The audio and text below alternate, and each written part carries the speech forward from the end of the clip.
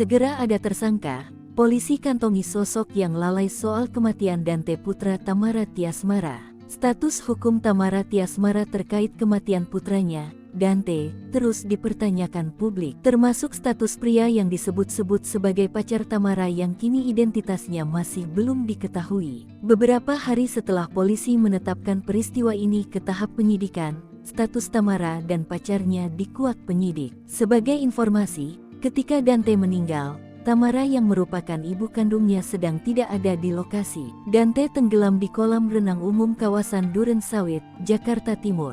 Saat itu, Tamara menitipkan anaknya belajar renang di kolam tersebut kepada sang kekasih. Kabid Humas Polda Metro Jaya, Kombes Ade Aris Syam Indradi, mengatakan pihaknya sudah memeriksa 20 saksi. Mereka antara lain manajemen kolam renang, pihak rumah sakit, sopir Tamara, kekasih Tamara, mantan suami Tamara, dan Tamara sendiri. Tamara Tiasmara sudah menaruh kepercayaan penuh kepada sang pacar. Dasar itulah yang menjadikan alasan Tamara menitipkan Dante kepada sang pacar saat mengikuti kelas renang di kolam renang umum kawasan Duren Sawit. Menurut Tamara, bukan sekali ini saja ia menitipkan Dante kepada sang pacar. Adakah kemungkinan Tamara ditetapkan tersangka? Ade Ari masih mendalaminya. Ade Ari menuturkan pihaknya akan mengumumkan siapa terduga yang lalai dalam kasus meninggalnya Dante. Polisi belum menetapkan satupun tersangka dalam kasus kematian Dante, anak semata wayang Tamara.